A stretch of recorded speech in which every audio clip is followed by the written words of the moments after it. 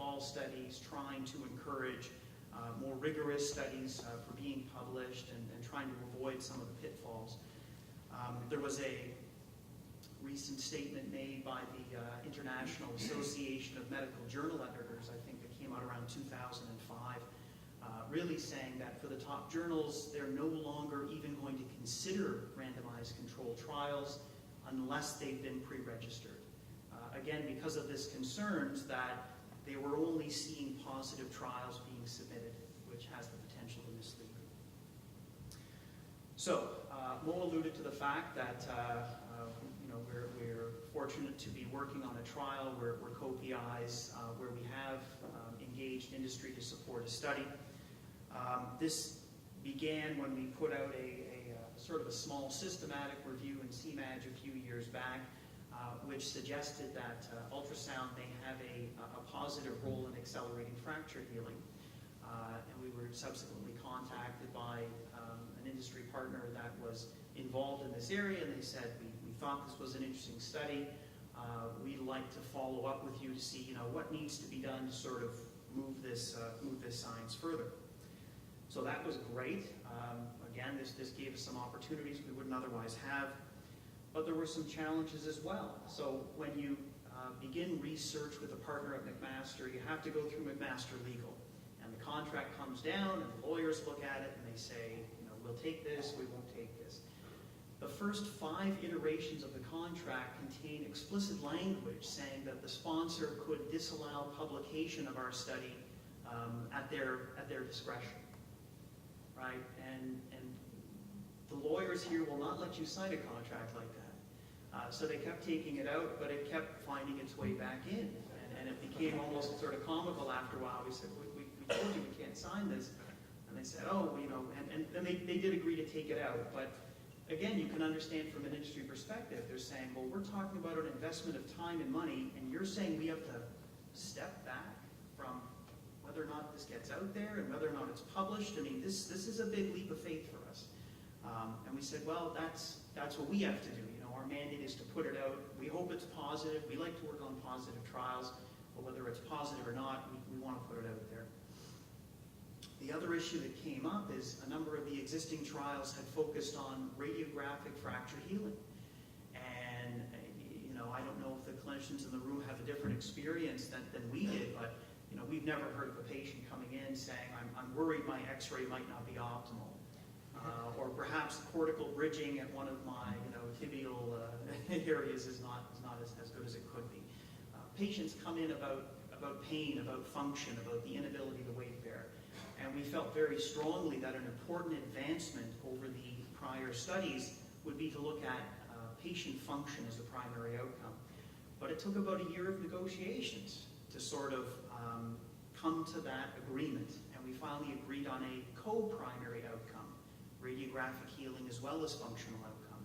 So again, we understood their concerns. They said, well, listen, we have some evidence, but it's based on this outcome. Why do we want to switch to a different one? And we had to make the case, well, from a research perspective, we feel this is an important advancement in the design of these studies. But it took time. Now, as we launched into our feasibility study, as we launched into the definitive study, we thought to ourselves, well, we've learned a lot about this area. There's new studies that have come out. Let's update this systematic review we did, way back in 2002. Let's look at more studies that have come out. Let's prioritize patient-important outcomes. Let's use new quality rating systems that are now available to us. We think we can do an even better study.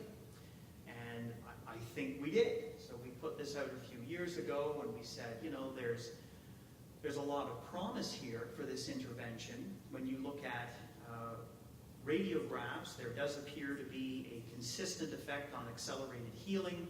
But out of the 13 trials that currently exist, only 5 of them looked at a patient-important outcome, such as weight bearing, return to work, return to function. And out of those 5, we had one that showed a significant effect. Now, they're small trials. They very likely were underpowered to look at these outcomes. But there's really important questions to be answered here about this kind of therapy. And, from our sort of little sheltered ivory tower perspective, we thought this was perfectly reasonable and was in fact the reason that we were doing our study. So we thought this was kind of old news. We were wrong. So this was not a well-received conclusion. And again, you can understand from the purposes of the marketing perspective, this study is not completely in alignment with some of the marketing initiatives that would be going on, right?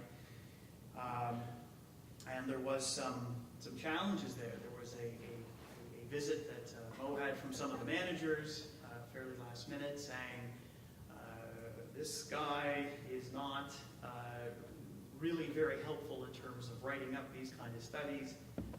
We'd like him to sort of be moved aside from this. And I had my sort of ability to look at some of the data from the study removed, which was difficult. I had to provide reports to CHR on what was happening. So that was a challenge, obviously. And then there was a call from the VP of clinical research there and expressing a lot of their frustrations with this. And, things like, they felt we were saying fracture healing isn't important to patients. Why would we make such an insane statement? We were talking about how there were certain quality issues with some of the studies out there that could be improved. And I think in hindsight we could have done a much better job about communicating these challenges. Again, we sort of thought we had done it as we built up the rationale for the trial, as we built in certain design features to, again, to sort of look at a different kind of outcome, to try to improve some of the previous issues that had been challenges, such as high loss to follow-up in a number of the studies, possible risks to blinding that may have occurred. But, what we did, we thought, well, this is great research, and that may have been true, but it was not great for the sponsor. And they reacted probably as anyone would when something challenges what they're trying to do. Said, we don't like this. We have real problems with this. So again, that's something you don't learn when you're doing either clinical training or graduate training. You don't have that perspective, right? From a clinical perspective, you're usually trying to maximize outcomes for the patient. In research, you're trying to maximize the quality of evidence that you're producing. Those don't take into consideration some of the primary concerns of industry. So it's a new area of learning, really. Now, subsequently, there's been a new owner that's come in, and they did an interim analysis of the data, and they said, well, this doesn't look as if it's going to help our product. We're going to stop this. It doesn't make sense to continue. Which, again, from their perspective, makes a lot of sense. But from our perspective, we're saying, well, we really do think that there's some important learnings here. We want to get this out there. Let's try to work together to sort of come to a compromise around this. But these are some of the challenges that exist for sure. So this has sort of been a brief talk about, I think, what's a fairly big issue and a very important issue to continue to work on out there. But I just want to emphasize, industry support is and will continue to be critical in terms of supporting research into healthcare and getting a lot of these large trials that PJ talked about done.